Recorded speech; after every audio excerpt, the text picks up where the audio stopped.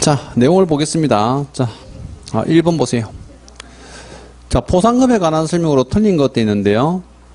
자, 포상금에 소요되는 비용은 일부를 국고에서 보조할 수 있는데 일부가 얼마예요? 100분의 50 이내 맞죠? 일부 맞습니다. 또 2번은요. 등록 간청은 보세요. 그집 그 밖에 부정하는 법으로 중개사무 등록한 사람. 부정 등록도 포상금 대상 맞죠? 대상자이냐 아니냐 표현이고요. 3번의 포상금은 한 건당 50만 원 한다. 증액제입니다. 그래서 4번에서요. 포상금 지급 신청서를 등록한테 제출하는데 이 포상금 지급 결정하면 몇 개월 이내에 지급한다고요? 1개월이죠. 1개월. 3개월 숫자 틀렸어요. 정답 4번이고 지금 5번에 가면 하나의 사건에 대하여 2건의 신고가 접수된 경우도 있잖아요. 그럼 2건이니까 요건 이제 공동이 아니죠? 최초로 신고받은 사람만 포상금 지급합니다. 5번도 옳은 지문. 자, 2번 문제가 지금 포상금에 관한 문제 중에서는 난이도가 가장 높은 문제 스타일이에요. 이제 요런 문제들이 이제 유형만 실제 요거 바꿔서 3번 출제한 적이 있거든요. 그럼 이 포상금에 대해서는 보세요. 첫 번째는요. 자, 신고를 누가 했느냐. 그 다음에 대상이 맞느냐 안 맞느냐. 그 다음에 지급 요건을 갖췄느냐. 이 세 가지를 지문에서 다 찾아야 돼요. 근데 돈을 카운트하는 걸 먼저 시작하면요. 이거 시간 엄청 걸려요. 돈은 제일 마지막에 카운트하는 거예요. 그럼 첫 번째 보세요. 갑과 을은 공동으로 공사 자격증을 다른 사람에 대한 A를 신고했는데 검사가 공소제가 있지만 A는 무죄 판결 받았다 있죠. 그럼 실제 보니까 자 보세요. 갑과 을이 어때요? 공동 신고가 되어 있죠. 거기다가 A는 대상자 맞죠? 대의한 사람 대상자예요. 또 공소제기 됐으니까 요건 갖췄죠. 그럼 이렇게 이제 하고 넘어가야 돼요. 왜? 돈을 카운트하려면 이 전체를 다 읽어봐야 되거든. 근데 어떤 사람들이 공도했으니까 25만원씩이네. 아니에요. 배분 방법을 지금 모르잖아요. 거기다가 써놓으면 큰일 난다고 이거는. 자, 두 번째 보세요. 부정한 방법으로 중개사무소 승무한 B에 대하여 갑이 먼저 신고하고 뒤이어 을이 신고했는데 검사가 B를 기소했다. 보세요.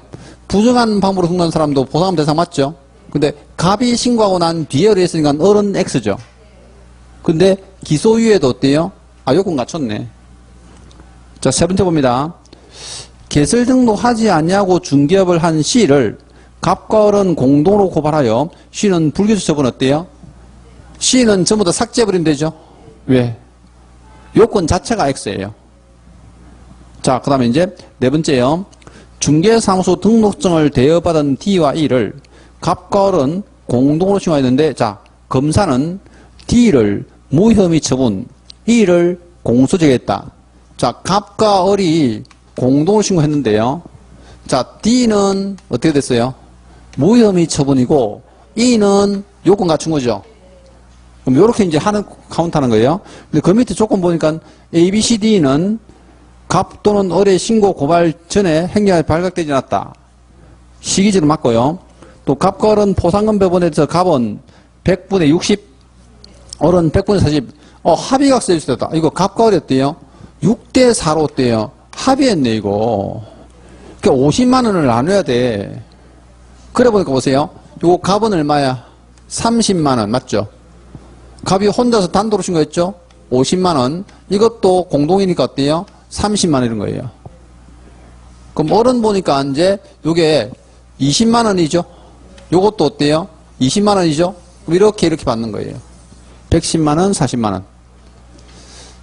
근데 이 문제 나올 때요. 수험생들이 가장 많이 틀리는 수험생들이 어떤 사람이냐면 처음에 첫 줄을 따르면서 돈을 카운트하는 거야. 그럼 돈을 옆에다가 막 적어놓기 시작하다가 복잡해지는 데다가 막 시간이 엄청 걸려요. 그러니까 여기서는 포상금 대상이 아닌 거 있죠. 요건을 못 갖춘 거 있죠. 이거부터 빨리 지어놔야 돼. 근데 분명히 이런 문제는 갑을 병정, 그러니까 갑을 고발하는데 A, B, C, D 5명이 나오거든요. 매번 5명 냈어요. 그 중에 2명은 무조건 탈락이야. 왜? 그래야지 계산이 간단하거든. 그러면 탈락되는 사람을 끝내고 나면 어때요? 그 다음부터는 배분 방법이에요. 요거는. 그러고 나면 이제 숫자야 뭐 더하기 정도인데 선생님 요거 30 더하기 50 더하기 30이 안 돼요. 계산기 두드려 그냥. 예, 이제 그게 중요한 게 아니고, 이건 돈을 절대 처음부터 카운트하지 마라. 그죠? 자, 3번 봅니다. 공사법상 이제 수수료인데요. 지금 여기서는 조례가 정하는 데 있죠. 자, 이게 핵심 키워드예요. 그러면 조례가 정하는 바에 따라 수수료 납부해야 하는 경우를 모두 그런 거 돼 있잖아요. 근데 니은 탈락이죠. 국토교통부 장관이 시행하는 자격시험 명시할 때는 국장이 일장 수수료잖아. 그럼 니은 없는 거 골라봐. 3번이지 뭐. 맞죠? 근데 기억부터 차례대로 읽다가 어때요? 디귿도 읽고 리얼도 읽고 그러면 안 돼요. 니은을 읽을 때부터 답이 이미 나왔어야 돼. 왜? 조례가 정한 수수료가 실제 이제 아닌 것은 니은 하나밖에 없는데, 니은이 없는 게 또 지문이 하나밖에 없잖아요. 단독 문제를 이렇게 출제하면서요. 출제원들도 지문을 이렇게 깔끔하게 줬단 말이에요. 일단. 자, 4번 문제. 자, 공사법령상 부동산 거래 질서 교란 행위에 해당하지 않는 것 돼 있잖아요. 1번 보세요. 자격증 양도돼요. 자, 자격증 빌려주고 빌려쓴 사람, 알선한 사람 전부 다 어때요? 교란 행위야. 왜? 남의 자격증 쓰는 사람들 어때요? 사기 많이 치잖아. 또 이번 한번 보세요. 중개보도원이 중개보도 사실을 알리지 않았죠? 고지 안 하면 어때요? 헷갈리잖아. 이 사람 자격증 있는 사람인지 없는 사람인지. 교란됩니다. 3번은 손해배상장은 보증 설정 안 했죠? 이거는 중개가 완성되고 난 뒤에 사건이죠. 교란 행위 아닙니다. 또 4번은 어때요? 이중계약서죠. 그러니까 이제 이런 지문을 쓰는 이유가요. 거래계약서나 확인서면서를 아예 안 적으면 교란 행위가 아니야. 근데 이중계약서 적어버리면 어때요? 교란 행위 맞아요. 그 마지막 5번은 쌍방대리는 금쟁이죠. 금쟁이는 14가지가 몽땅 교란 행위예요. 이거는 법적으로 해서는 안 되는 행위니까. 그래서 이제 정답 3번이고. 자, 5번은 교란 행위에 관한 신고센터에 관한 설명입니다. 자, 1번은요. 국장시키시면 돼. 국토교통부 장관이 신고센터를 설치 운영할 수 있다고. 2번은 한국부동산원 칭해야 되죠. 업무가 위탁되어 있는데 한국부동산에 위탁되어 있습니다. 3번은 이거 답으로 나올 내용은 아니고요.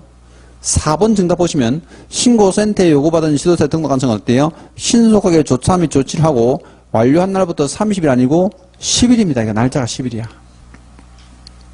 결과를 신고센터에 통보해야 된다. 예, 어떤 분들이 막 날짜 같은 거 나오면 공법이나 막 공시법에도 날짜가 워낙 많이 있다 보니까 특히 세법도 어때요? 엄청 많죠? 그거 다 외워야 됩니까? 라는데요. 다른 과목은 모르겠는데 중개사법은요. 이거 숫자만큼이나 중요한 게 없어요. 제가 알고 있는 중개사법의 시험에 나오는 모든 숫자를 제가 암기표에 넣어놨잖아요. 암기표에 숫자랑 숫자는 다 들어있어요. 조문 처음부터 판례까지 해가지고 찾아서 다 집어넣었단 말이에요. 근데 더 중요한 건 뭐냐면 그 숫자를 다 냈다는 거야. 한 번 이상은 다 냈어요. 출제를. 그러니까 어떤 게 중요하고 어떤 게 안 중요하다. 이게 알 수가 없어요. 뭐 10일이고 15일이고 막 이게 30일이고 할 거 없이. 출제원들이 뭐 워낙 좋아하니까. 그래서 뭐 저도 문제 만들 때 이제 많이 넣어서 내는데 수험생들이 엄청 헷갈린다 하죠. 헷갈리지 않는 날이 와요. 좀 기다려야 돼. 자, 아무튼 4번은 날짜 틀렸습니다. 자, 5번 지문은요. 신고센터는 자, 재판이 계속 중인 데 있잖아요. 그럼 재판이 이미 계속 중이니까 이미 사건이 접수됐죠. 그때 어때요? 다른 사건은 종결할 수 있습니다. 뒤에 신고된 거는 종결할 수 있다 표현. 자, 6번부터는 행정처분입니다. 자격 취소에 관한 설명으로 옳은 것도 있는데요. 1번 지문이가 엄청 틀리거든요. 그럼 보세요. 자격증 교부한 지도사는 자격증을 대여한 자의 자격을 취소할 수 있다. 이래 보세요. 자격 취소라는 단어가 나올 때 할 수 있다는 무조건 X야. 이 자격 취소는요. 사유랑 상관없고 사람이랑 상관없고요. 무조건 해야 한다 나와야 돼. 그러면 사유랑 실제 사람 관청하고 상관없이 할 수 있다 나오면 무조건 X예요. 이거는 자격 취소는 무조건 해야 돼. 이거는. 그래서 이 지문은요. 항상 1번 지문에 나와요. 수험생들 보고 의도적으로 틀리라고. 그럼 이걸 이제 O 하고 그냥 넘어가면 큰일 나죠. 제가 말씀드렸잖아. 옳은 거 고르세요 했는데 1번이 O예요. 그럼 틀린 거 내가 다 찾아야 돼. 이거 O가 나왔잖아요. O 나왔을 때 1번 찍고 가면요. 이게 엄청 속아요. 옳은 거 고르세요 할 때요. 이게 틀린 고로사 할 때 문제를 출제하잖아요. 출제하면 1번에다가 일부러 의도적으로 많이 줘요. 그럼 틀린 거 4개를 무조건 다 찾아야 돼. 근데 내가 틀린 거 고로사 했는데 찾았잖아요. 정확하게 지금 2번이 틀렸잖아. 그러면 3, 4, 5번 알거도 돼. 틀린 거는 하나밖에 없는 게 딱 표가 난단 말이에요. 근데 옳은 거는 내가 진짜 옳아서 옳은지를 알 수가 없어요. 그럼 틀린 건 내가 다 찾아야 돼. 근데 자기가 확신해버리잖아요. 안 돼. 그 확신이 100%가 아니에요. 그 본인 착각이에요. 이거는 진짜 맞는데 아니야. 거기 실제 글자 한자가 어때요? 함정이 있다고. 그럼 보세요. 우리가 주택 같은 경우도 주택 외에 쓰잖아. 이거 외자가 안 보여가지고 틀린 사람 엄청 많다니까요.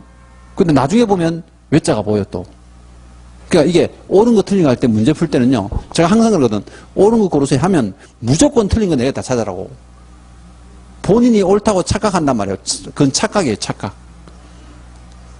그래서 그걸 잘 봤으면 아마 그 밑에 이제 1번하고 3번을 경합을 했을 거예요. 그럼 경합을 하면 나름대로 어때요? 1번이 틀린가 하고 내 느낌이 오는데 1번 찍고 가면 안 돼. 그럼 2번 한번 보세요. 우리 자격취 되면 3년 동안 시험 못 치죠? 5년 틀렸고요. 자, 3번 한번 보세요. 공사가 자격 정지 처분을 받은 기간 중에 다른 법인인 기업고사에 사원이 되는 경우 자격 취소에 해당된다 돼 있는데, 자, 요거 보세요. 소공 나오잖아요. 그럼 소속공사가요. 다른 법인의 임원이 된 경우 이중 소속했죠. 이게 자격 정지 기간 중에 이중 소속하고 다르단 말이에요. 그럼 소공이 이중 소속하면 어떻게 됩니까? 하면요. 이거 자격 정지예요. 근데 자격 정지 기간 중에 이중 소속했잖아요. 이건 뭐예요? 자격 취소예요. 그럼 다른 법인의 임원이나 다른 실제 개공의 실제 소공이 됐다고 표현만 보면 되는 게 아니고 언제 이중 소속했냐 이거죠. 근데 지금 보니까 자격 정지 기간 중이잖아요. 그럼 당연히 이중 소속하면 뭐예요? 자격 취소 사유에 해당한다 맞죠? 그 내용이에요. 그래서 이제 3번이 옳은 지문이고 4번에 가면요. 우리 자격증 교반 지도 사무소 지도가 서로 다르죠? 그럼 실제 자격증 반납은 누구한테 한다고? 자격증 교부한 사람요. 근데 5번 지문은 날짜 틀렸죠? 자격증 반납 언제 해요? 7일. 숫자가 7일입니다. 7일. 자, 그 다음 7번 문제. 자격 정지에 관한 설명으로 실제 틀린 것인데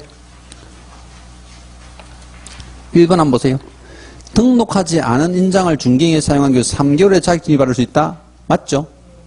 자, 우리가 자격증지는 금리 2개 6개월이죠. 설명계약서 인장이 3개월이죠. 그 인장은 3개월이에요. 2번 보세요. 둘 이상의 중개사무소가 있다. 뭐죠? 이중소속이죠. 금리 2개니까 2자죠. 자격증 6개월입니다. 3번요. 거래계약서의 거래금액을 거짓으로 기재한 경우 어때요? 거짓계약서나 이중계약서도 금리 2개 할 때 2개란 글자에 들어있거든요. 6개월의 자격증지입니다. 근데 4번은 자격증지 누가 해요? 시도지사잖아. 이건 아예 관측이 틀렸죠. 시장, 군수, 청장이 아니고 시도지사가 자격증지할 수 있습니다. 자, 5번 지문. 자격증지하는 2분의 1 범위 안에서 자격 가중 또는 강제할 수 있지만 가중하더라도 6개월 초과할 수 없다. 맞죠? 자격증지는 최대가 6월입니다. 6월. 자, 8번은 뭐 워낙 쉬웠잖아요. 그렇죠? 개업공사에 대한 업무중지 처분에 관한 설명을 틀린 것도 있는데 1번 한번 보세요. 등록관청이 업무중지 기간을 가중처분한 경우 거기에는 9개월 한도로 한다? 최대가 6개월입니다. 6개월. 이렇게 이제 틀린 게 명확하잖아요. 그러면 2, 3, 4, 5번 안 읽어도 돼. 근데 옳은 거는 무조건 다 읽어서 어때요? 틀린 걸 찾으셔야 돼요. 근데 2번 질문 가면요. 업무중지는 분사무소별로 별도로 할 수 있고요. 또 3번 보세요. 부재한 방으로 들었죠. 그 부정등록은 업무중지 처분을 할 수가 없어. 왜? 절대적 등록 취소기 때문에요. 이건 무조건 등록을 취소해야 되는 거지 업무중지 처분을 할 수가 없습니다. 자, 4번은 지금 소멸시효죠. 업무중지 처분은 사유가 발생해서 3년이 경과하면 할 수 없습니다. 소멸시효. 유일하게 이제 소멸시효 있는 게 업무중지밖에 없고요. 5번에 가면 등록관청이 보세요. 업무중지 처분하고자 하는 경우는 사전에 청문 실시해야 된다. 청문하는 경우는 취소할 때만 하죠. 자격 취소, 등록 취소, 지정 취소는 청문합니다. 자, 9번. 공인중개사인 개업공사의 중개사무소 개설 등록 취소 사유에 해당하지 않는 경우는 되어 있는데요.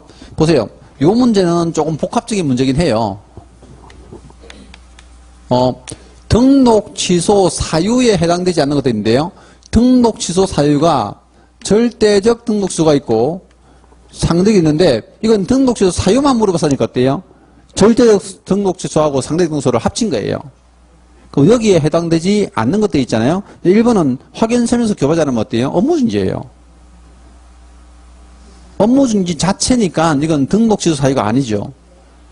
그래서 제가 이제 수업할 때 말씀드린 게요. 업무중지 문제에서 업무중지 사유를 물어보는 문제 정답은 중개사무소에 보관하는 서류 있죠. 그게 전부 다 정답으로 나요. 전속중개계약서, 확인설명서, 거래계약서, 작성, 서명달인, 교부 보관 안 했다. 계속 지금 막 십몇 년째 그걸 답으로 쓰고 있어요. 업무중지 문제는 무조건 그거 배워야 돼. 그러니까 1번이 정답이잖아요. 그럼 1번이 정확하게 정답이면 어때요? 나머지 안 봐도 돼. 근데 2번 안 보세요. 거짓으로 등록했다 어때요? 절대적 등록수예요. 3번에 업무중지 기간 중에 업무했죠? 절대적 등록수고요. 4번에 보시면 어때요? 지금 이중소속이죠? 절대적 등록수. 5번에 가니까 개공이 어때요? 사망한 경우 이거 절대적 등록수예요. 그럼 이렇게 사유가 둘로 나눠져 있는데도 어때요? 지문 줄 때는 출제인들이 어떻게 줬다? 절대적 등록수 다 준 거야. 그러니까 보세요. 어떤 사람이 절대적 등록수만 무조건 외웠어요. 그럼 무조건 한 문제 맞춘다니까 이거는. 자, 10번요. 업무중지의 기준에서 개별 기준에 따른 업무중지가 6개월인 거 썼는데 있잖아. 자, 1번 한번 볼게요. 인장 등록을 하지 않거나 등록인 사유가 됐다. 이거 3개월이에요. 저 밑에부터 먼저 볼게요. 4번, 5번 한번 보세요. 4번. 확인 설명서 돼 있죠? 또 5번에 전속 중개에서 돼 있죠? 자, 여기까지 3개월이에요. 그럼 지금 여러분들은 2번, 3번 중에 답이 나오잖아. 2번, 3번요. 그대로 볼게요. 우리가 요거는 부동산 거래 정보망이에요. 정보를 개공이 공개하잖아요. 의뢰하잖아. 요때 절대로 거짓으로 공개해서는 안 되고요. 거래가 완성되면 거래 사실을 지체 없이 통보하라 돼 있어요. 조문은 이게 하나예요. 한 개의 조문인데 기준에서 이걸 둘로 나눠 놓은 거예요. 이게 되게 독특한 조문이에요. 그래서 이제 요거는 실제 위반하면 업무 중지 사유인데 제가 일부러 이 문제 냈어요. 왜? 업무 중지에서 난이도 최고조로 진짜 높게 내면 이거 낼 수도 있겠다. 왜? 한 조문을 기준을요 3개월짜리 6개월짜리 쪼개놓은 거예요. 원래 모든 법 조문을 찾아봐도 이건 없어요. 근데 거짓 공개는 이게 6개월짜리고요. 거래 사실 통보 안 하면 이게 3개월짜리거든요. 기준 자체가. 그래서 하나의 조문에서 기준을 둘로 나눈 게 유일하다 보니까 기준 문제 냈을 때 요거 내면 무조건 요거는 난이도가 가장 높은 문제다. 그래서 지금 2번은 3개월짜리인데 3개월 거짓 공개는 6개월짜리예요. 그래서 6개월인 것, 그죠? 근데 실제로 이건 제가 만들어서 그렇긴 한데 실제 우리가 기출문제 난이도를 보면 이게 전속중개계약서나 확인설명서나 거래계약서 있죠. 요 의무사항들 인장등록 문제 있잖아요. 이건 전부 다 3개월짜리예요. 다 3개월짜리. 자, 11번 봅니다. 행정제재 처분 효과에 승계 등에 관한 설명으로 옳은 것 되어 있는데요. 1번 한번 보세요. 요건 1번은 그냥 조문 그대로예요. 폐업 신고한 개업공사의 중개사무소에 다른 개업공사인 중개사무소를 개설한 경우 그 지위를 승계한다. 자, 폐업 신고하고 나가면 내가 거기 등록하면 내가 앞사람 거 승계받습니까? 그건 아니지. 제가 폐업을 했는데 제 이름으로 다시 했대요. 재등록을 했을 때 1번은 승계받지 않습니다. 자, 2번요. 자, 2번 지문답은 제일 끝에 뭐라 써놨어요? 승계된다 돼 있잖아요. 그럼 승계된다가 얼마까지 승계된다고? 1년간, 1년간. 그럼 이거 옳은 지문이야. 틀린 지문이죠. 그럼 보세요. 중개대상물에 관한 정보를 거짓으로 공개한 사유로 행한 업무중지 처분 효과는 처분에 대한 불복기간이 지난 날부터 1년간 돼 있는데 불복기간이 아니고요. 처분받은 날부터 1년이에요. 처분받은 날부터 1년. 승계되는 거는 전부 다 언제부터? 처분받은 날부터 1년.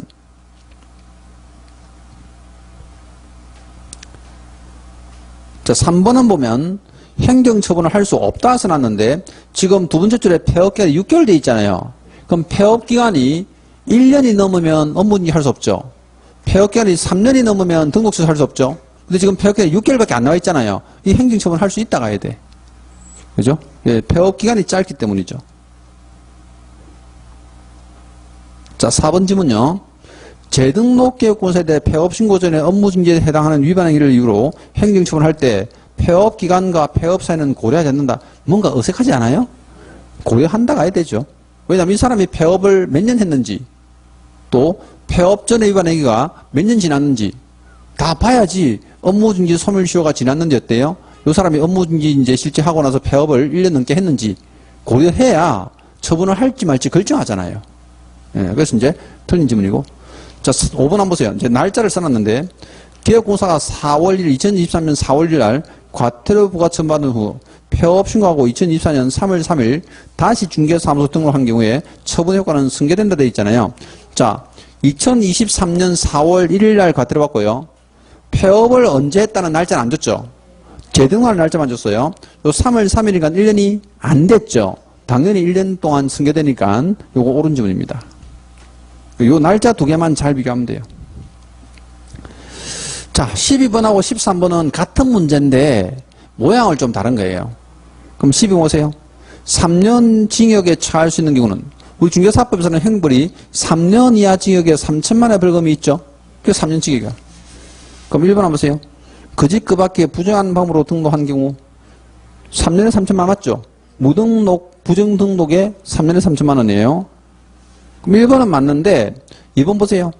다른 사람에게 자기의 성명을 사유해서 중개업을 하게 한 거는요. 요거 양도 대여 중에 하나예요. 1년에 1천만 원이고 3번은 등록관청관에 관해 사무소 두개 줬죠. 1년에 1천만 원이고요. 4번에 천막 쳤죠. 원래 3번하고 4번은 같은 조문이죠. 이중사무소나 임시중개소를 전부 다 떼요. 1년에 1천만 원이고. 자, 5번은 공사 아닌 사람으로서 공사 또는 이와 유사한 명칭 우리 양육비 할 때 U자로 한 거죠. 1년에 1천만 원. 그럼 2번부터 5번까지는 전부 다 1년에 1천만 원입니다. 자, 13번요. 법정형이 동일한 데 있습니다. 자, 읽어볼게요. 법정형, 뭐, 요런 표현은 출제원들이 잘 쓰는 표현이에요. 요때 형자가 뭡니까? 형벌, 행정형벌입니다. 그러면 형벌이 동일한 것. 그럼 우리 중개사법은 형벌이 두 개밖에 없잖아요. 그럼 3년짜리냐? 1년짜리냐? 어떻게 동일한지는 모르겠어요. 그럼 기억 보니까 어때요? 다른 사람의 성명상에서 중개만 했다. 1년에 1천만 원이죠. 니은 보니까 이중 등록했죠. 1년에 1천만 원이에요. 그럼 기억하고 니은은 같네요. 그럼 기억 니은은 같이 들이셔야 되니까 3번 아니면 5번이겠다 싶죠. 근데 디귿 보니까 양육비 할 때 빗자죠. 비밀누설한 경우도 어때요? 이거 1년짜리네. 그럼 답이 3번 아니면 5번인데 리얼 때문에 달라지죠. 안내문을 이용하여 나오니까 어때요? 이게 안내문이나 온라인 컴퓨터에서 개공 업무를 방해한 사람이잖아요. 그럼 당연히 이제 이건 실제 3년짜리입니다. 3년짜리. 그래서 기억, 니은, 디귿만 1년에 1천만 원. 자, 14번요. 과태료 부과 대상자와 기관의 연결이 되는 것도 있는데 1번에 협회 나왔잖아. 협회 누구? 국장. 근데 2번도 협회죠. 누구? 국장요. 자, 3번은 성실 정확하게 중개대상물의 확인 설명을 하지 아니한 자 돼 있잖아요. 당연히 등록관청이 부과하죠. 근데 4번에 보니까 휴업기간에 변경신고를 하지 않은 자 돼 있죠. 그럼 휴업신고 안 한 사람은 개공이잖아요. 당연히 등록관청이고요. 5번 보세요. 자기주되고 자격증 반납하지 아니한 자 돼 있죠. 그럼 자격증 반납하는 사람은 누구? 시도지사. 그래요. 자격증 취소한 사람이 누군데요? 시도지사죠. 시도지사. 근데 3번 지문에 잘 보면요. 보세요. 성실 정확하게 설명 안 하거나, 그죠? 확인 설명할 때요. 요 설명하지 않거나, 자, 자료를 제시하지 않았다. 그죠? 이거 위반하면 처벌받잖아요. 근데 이걸 개공이 만약에 성실 정확하게 설명하지 않거나, 자료에다 소공이 만약에 성실 정확하게 설명하지 않거나, 요거 자료 제시 안 했다? 처분이 달라요. 그럼 개공은 뭐예요? 500만 원 이하 과태료죠. 소공은 뭐예요? 이 자격정지예요. 그러면 개공에 대해서 500만 원 과태료 누가 부과해요? 등록관청이 부과해요. 소공에 대해서 자격정지 누가 해요? 시도지사가 하죠. 근데 지금 우리 문제가 14번 문제는 행정처분을 골라냈어요? 과태료 골라냈어요? 과태료 골라냈잖아. 14번. 과태료 부과 대상자와 부과기한 써놨잖아요. 그럼 지금 행정처분 문제가 아니까 소공은 해당된다 안 된다? 안 되는 거지. 왜? 500만 원 과태료 사유를 보면 개공밖에 없거든 이게. 그럼 과태료 부과 대상자와 권자를 구분하니까 어때요? 이게 등록관청이 개공에 대해서 500만 원 과태료 맞잖아요. 요거는 3번 지문은 제가 왜 지금 설명을 하고 있는지 혹시 이거는 뭐하러 설명을 하고 있나 이렇게 의문 가지는 분 안 계세요? 자, 만약에 이래 볼까요? 만약에 이 문제를요, 다음 중 틀린 것은 이래냈잖아요. 그럼 무조건 이건 복수정답이에요. 다음 중 틀린 것은 하고 내면 3번 지문도 X야. 왜? 소공은 등록관청이 부과하는 게 아니잖아요. 시도에서 나와야 되는. 근데 문제 자체가 뭐예요? 과태료 부과기간하고 대상자를 했었잖아. 자격적인 행정처분이잖아. 행정처분을 물어본 게 아니고 과태료 물어보니까 이게 등록관청이 맞다고 이거는. 이제 조금은 이해됐어요. 이해된 척 하세요. 자, 그러다 지금. 자, 15번 갑니다. 자, 행정질서버린 과태료 처분 내용과 처분 절차에 관한 설명이다. 옳은 것은 1번 한번 보세요. 자, 폐업 신고를 하지 않고 폐업을 한 공사인계공사. 그럼 개공이잖아요. 시도지사가 과태료합니까? 등록관청이. 30만 원이 중요한 게 아니죠, 지금. 왜? 휴업폐업 신고 안 하면 100만 원 이하 과태료니까 범위 안에 들어왔죠? 그럼 당연히 이것도 관청이 틀렸어요. 2번 한번 보세요.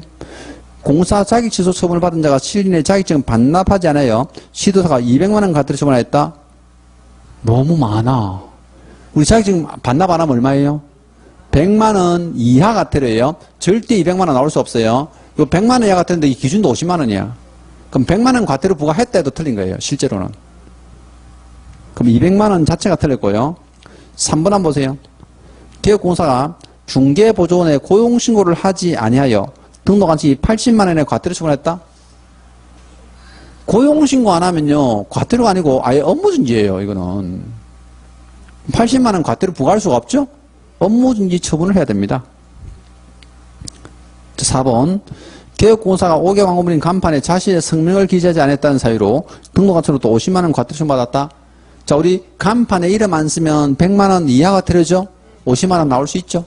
그래서 이제 옳은 질문이에요. 근데 5번 나와보세요. 정당한 사유 없이 연수교육 받지 않은 개공은 30만 원 과태료 처분받았다. 맞는데 누가 부과해? 시도지사죠. 연수교육권자가 누구예요? 시도지사입니다. 그럼 과태료가 이렇게 서술문으로 나올 때는 부과권자하고 금액하고 대상자를 잘 연결해야 되겠다, 그죠? 그러니까 과태료 문제는요, 항상 부과권자, 대상자, 금액 이렇게 연결해야 돼요. 세 개를. 그냥 여러분들 이걸 왜 틀리는지 아세요? 지문에서요, 숫자가 너무 크게 보이는 거야. 그럼 숫자만 넣으면 그냥 다 옳은 줄 알아요. 근데 이건 이 문제뿐만 아니고요, 모든 문제에서 그래요. 왜? 지문에다가 숫자를 넣어서 지문 써보잖아요. 그럼 주변을 하나도 안 봐요. 그냥 숫자만 틀렸는지 안 틀렸는지 이걸 본다니까요. 근데 그걸 숫자를 바꿔서 문제를 내도 주변을 항상 살펴야 돼. 이거를. 자, 16번 봅니다. 부동산 거래 신고 절차에 관한 설명이 틀린 것도 있는데 1번은 부동산 거래 신고 기한 맞죠? 계약 체결부터 30일. 2번은 신고 관청입니다. 부동산 소재지 써놨죠? 시장 군수구청장이고요. 근데 사실 여러분들 이런 문제 낼 때요, 괄호 하나는 알고받아도 돼요. 특별하게 괄호를 약간 바꿔서 출제한다든지 뭐 이렇게 잘 안 내요. 자, 3번 갑니다. 거래당선 일방이 국가 등기권 어때요? 국가 등기 신고해야 됩니다. 요건 단독 신고예요. 국가 등기 신고해야 된다. 근데 4번은 틀린 게 뒤바뀌었죠. 개업공사가 거래계약서를 작성 교부한 경우에 거래당사자가 신고한 경우 여기서부터 들었죠. 거래당사자는 신고할 수가 없어요. 반드시 개공하셔야 되고요. 자, 5번에 가서 거래당사 중에 일방이 신고를 거부하는 경우에는 국토교통부에서 단독으로 신고할 수 있다. 맞죠? 그건 단독으로 신고할 수 있다는 표현까지예요. 4번은 반드시 개공해야 된다. 자, 17번요. 주택 취득 자금 조달 입주 계획서 또는 토지 취득 자금 조달 및 이용 계획서를 제출해야 하는 경우로서 틀린 것은 돼 있죠. 자, 매수인 중 국가 등이 포함되어 있지 않으며 토지거래 허가구역에 지정되지 않은 지역이면 써놨죠. 자, 올해 제가 예상하는 문제 스타일이에요. 1번에 보면요. 자, 법인이 체크하셔야 되고, 주택법상 규제를 받지 않는 실제 거래 가격 5억 원의 주택 매수한다. 법인은 주택 매수할 때 금액 제한 있어 없어요? 없죠. 무조건 내야 되죠. 이건 제출하는 경우. 자, 2번 질문요. 법인 외자 나오죠. 근데 투기과열지구잖아. 그럼 투기과열지구는 금액 제한 있다 없다? 없죠. 그럼 이것도 내야 돼. 제출하는 경우. 3번요. 실제 거래 가격이 2억 원 금액 챙기셔야 되고, 세종시네요. 그럼 이게 수도권이죠. 그러면 건물이 없는 토지를 매수한다 어때요? 아, 이거 내야 돼. 자금조달 이용해서 내야 되죠. 1억 이상이니까. 4번 질문요. 수도권 등에 소재한 실제 거래가 6억 원에 상가 건물 되어 있죠. 아, 이건 무조건 안 되는 거야. 우리는요, 자금조달 이용해서는 오로지 주택과 토지만, 건물이 없는 토지예요. 그럼 이거는 뭐 보나 안 보나 어때요? 제출하지 않는다 가야 되고요. 자, 5번 질문에 경상남도 김해시 있었죠? 제가 왜 하필이면 김해시라 했을까요? 수도권 등이 아닌 거 표현하려고. 왜? 광역시나 세종시가 포함되면 안 되니까. 지명을 하나 줘야 되죠. 그럼 김해시에서는 6억 원에 건축물이 없는 주택의 용지를 좀 매수한다 어때요? 6억 이상이니까 이거 자금조달 계획서 내야 됩니다. 그죠? 그래서 이제 5번 도는 질문. 자, 18번요. 부동산의 매매 계약을 거래 신고에 관한 설명으로 틀린 것은 돼 있습니다. 근데 거래 당사자는 모두 자연인이고 공동 중개는 고려하지 않는다 돼 있죠. 1번 한번 보세요. 신고할 때는 실제 거래가 신고가 된다. 자, 인가 계대 중조 외웠죠? 그 가짜가 실제 거래 가격. 그러니까 항목을요, 이런 식으로도 지문으로 떠죠. 그럼 2번 한번 보세요. 거래 당사자가 직접 거래의 경우 매도인이 거래 신고를 거부하면 매수인이 단독 신고할 수 있다. 맞죠? 일방이 거부하면 단독 신고할 수 있습니다. 3번님은요. 거래 신고 후에 매도인이 매매 계약을 취소하면 매도인이 단독으로 취소를 신고해야 된다.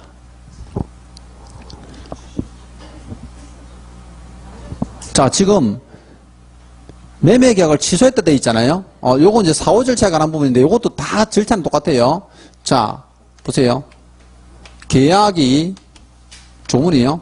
무효, 취소, 해제가 되면 이래 있어요. 그럼 여기 취소가 들어있죠. 그럼 계약이 무효, 취소, 해제가 어때요?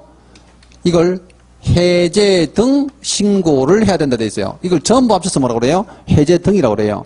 취소 신고라고 따로 없어요. 근데 해제 등 신고도 어떻게 합니까 하면요. 공동 신고해야 된다 돼 있어요.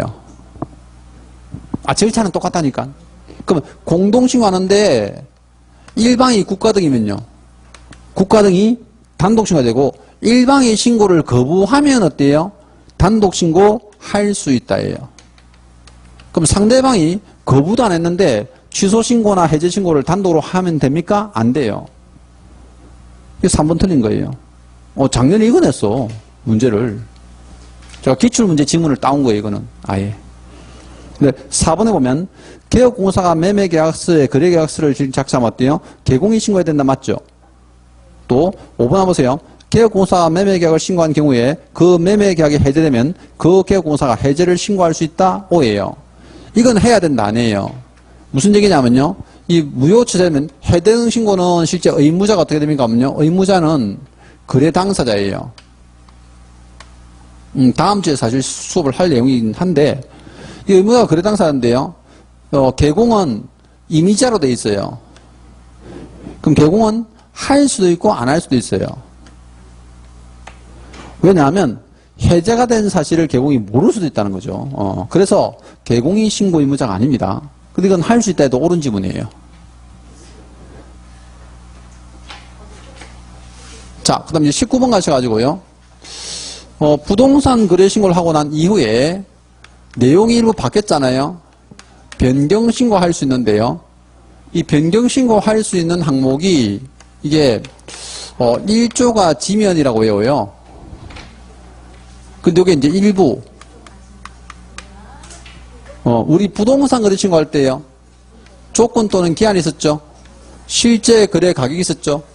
거래 지분이 있고요. 면적이 있어요. 그러면 인가, 계대, 중조 할 때 그죠? 그 가짜랑 조자는 같은 거예요. 근데 일부라는 것은 날짜가 계약일, 중도금, 지급일, 장립일, 인가, 계대할 때 계자가 날짜잖아요. 그럼 여기 보면요. 우리가 계약일이 있고 중도금 지급일이 있고 잔금 지급일이 있는데 계약일은 이미 지나간 과거죠. 그래서 변경이 안 돼요. 그래서 일부라는 거예요. 일부, 전부가 아니고 일부. 그 다음에 공동매수합니다. 그럼 공동매수할 때는요. 매수인의 전부는 안 돼요. 일부 변경은 가능해요. 근데 일부 변경할 때 이때는요. 제외되는 경우로 한정한다라고 되어 있고요. 또 내가 여러 개 부동산이에요.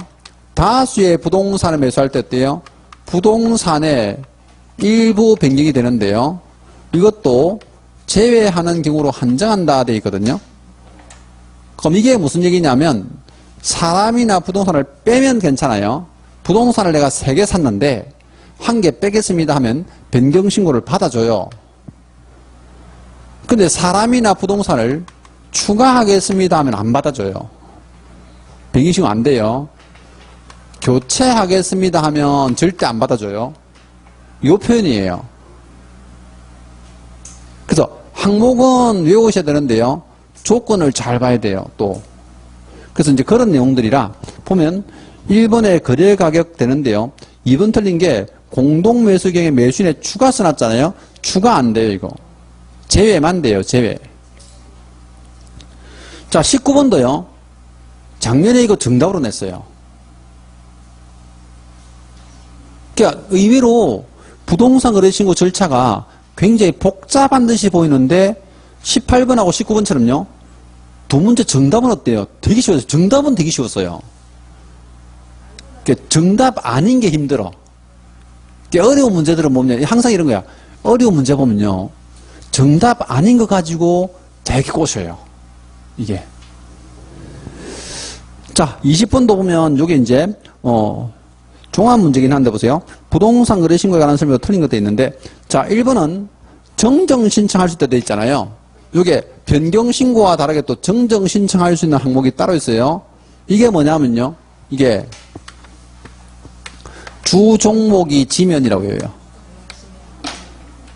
자, 지면은 똑같아요. 거래 지분하고 면적은 똑같은데 주 종목이니까 주소 전화번호예요. 종자는 건축물의 종류고 목자는 토지의 지목이에요. 건축물의 종류와 토지의 지목은 건축물하고 토지의 용도를 말하는 거죠. 그 용도를 정확히 적으라는 건데 그 잘못 적어서 어때요? 고쳐줄게 한 거예요. 그래서 1번 지문은 요 내용인데 보세요.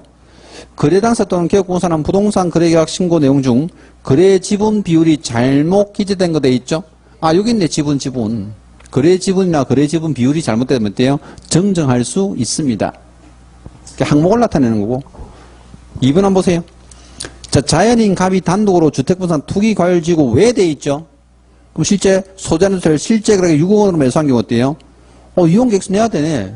그럼 투기과열지구가 아니더라도 어때요? 주택 2억 이상이면 자금 조달 입주객수 내야 돼. 신고사항 맞습니다. 3번요. 법인이 주택의 매수자로서 거래계약 체결한 경우에 임대 등 주택의 이용계획은 신고사항이다? 맞아요. 이게 자금 조달 이용 계획서 낼 때요. 자금 조달 계획서도 당연히 내는 거고요. 이용 계획서도 무조건 내는 거예요. 그게 임대차라는 실제 단어가 중요한 게 아니고 이용 계획을 낸다는 게 중요한 거예요. 주택이니까. 4번은 부동산 거래 신고하게 되면 신고 필증을 받죠. 요거 금인 받은 것으로 온다. 의지사항이에요. 옳은 질문이고. 자, 5번도 보세요. 개혁공사가 신고한 후에 해당 거래계약이 해제된 경우 그 계약을 해제한 거래 당사자는 해제가 확정된 날부터 30일 이내에 해당 신고관청에 단독 신고해야 된다. 단독 신고 아니라니까. 지금 봐. 두 번이나 냈다는 게 연속해서. 해제 신고도 원칙이 뭐예요? 공동 신고예요. 공동 신고. 이 절차는 다 똑같다니까요. 공동 신고 원칙인데 일방이 거부해야 어때요? 단독 신고할 수 있고 일방이 국가적인 되죠. 이것도 봐봐 그러면. 변경 신고 정정 신청은 항목을 잘 내지만 절차상에 보세요. 변경 정정 신청도 무조건 뭐다? 공동 신고야. 무슨 말 알죠? 근데 일방이 거부하면 어때요? 단독으로 할 수 있어요. 요거는. 그 절차에 관한 부분은 이제 다 똑같다 보시면 돼요. 자, 오늘은 이렇게 보시고. 자, 이제 나머지 정리 잘 하시고 저는 다음 주 금요일 뵙겠습니다. 수고했습니다.